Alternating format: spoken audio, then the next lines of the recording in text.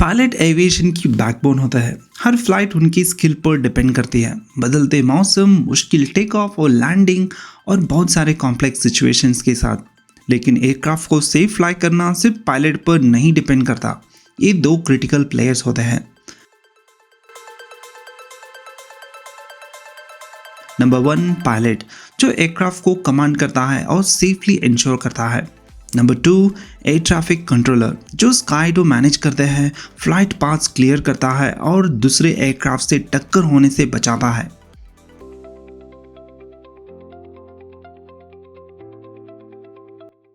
ये पार्टनरशिप एक unique communication system पर चलती है। लोग सोचते हैं कि पायलट्स और एटीसी कोई सीक्रेट कोड यूज करते हैं, लेकिन असल में एविएशन कम्युनिकेशन एक स्टैंडर्डाइज्ड ग्लोबल लैंग्वेज है जो बनाई गई है क्लैरिटी, प्रिसिशन और सेफ्टी के लिए।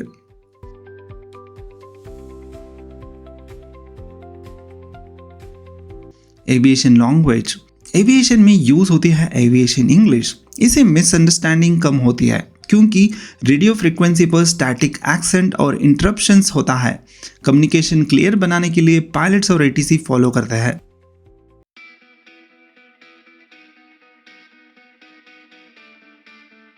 इसमें फर्स्ट होता है न्यूमेटिक अल्फाबेट। हर लेटर्स का एक फिक्स्ड वर्ड होता है, जैसे A for alpha, B for Bravo, C for Charlie, D for delta. एक कंफ्यूजन दूर करने के जैसे है, जैसे B और D एक जैसे सुनाई देते हैं।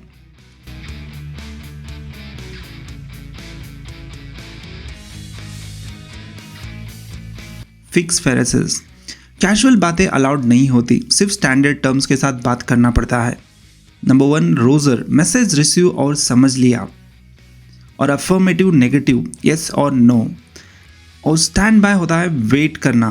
और cleared, permission granted, say again, repeat को और एक बार रिपीट करना अपने मैसेज को।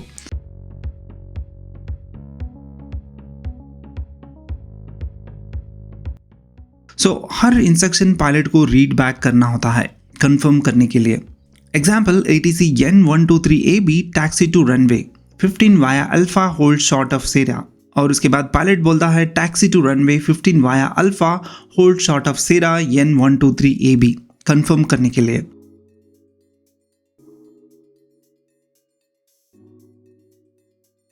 इमरजेंसी कोड्स और सिग्नल, इमरजेंसी में कम्युनिकेशन और भी इंपॉर्टेंट हो जाता है। कुछ यूनिवर्सल इमरजेंसी कोड्स होते हैं। मेडे फर्स्ट वर्ड होता है, तो मेडे 3 बार बोलने से ये इमरजेंसी के लिए कंसिडर किया जाता है।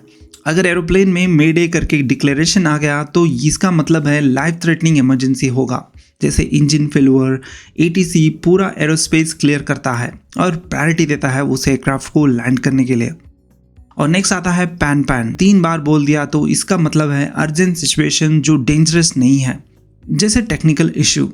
इसका मतलब है कि ATC ने अलर्ट करते हैं ग्राउंड स्टाफ के लिए एंड ग्राउंड हैंडलिंग के लिए द एयरक्राफ्ट वो आ रहा है एयरपोर्ट की तरफ।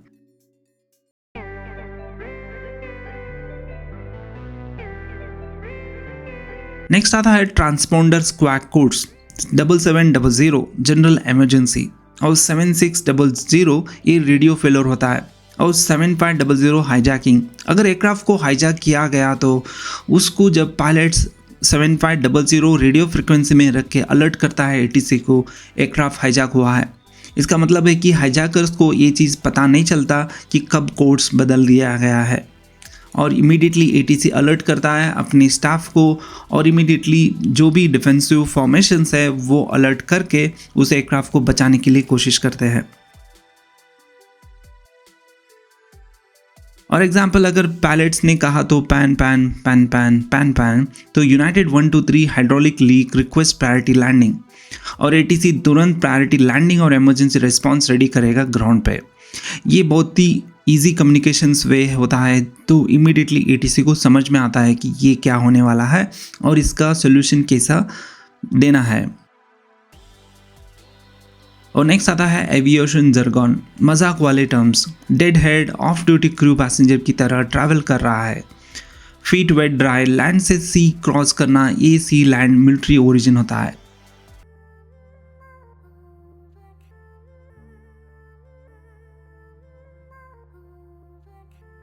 और एविएशन लैंग्वेज कैसे सीखें, आप खुद भी सुन सकते हैं। वेबसाइट जैसे liveatc.net या मोबाइल ऐप से real time pilot ATC conversation सुन सकते हो। नए पायलट्स को पहले मुश्किल लगता है, लेकिन प्रैक्टिस के साथ इजी हो जाता है।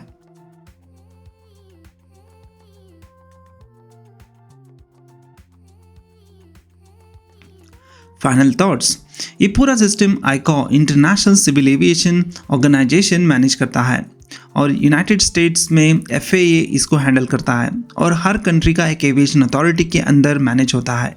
इसी वजह से दुनिया भर में काउंटलेस एक्सीडेंट प्रिवेंट होते हैं।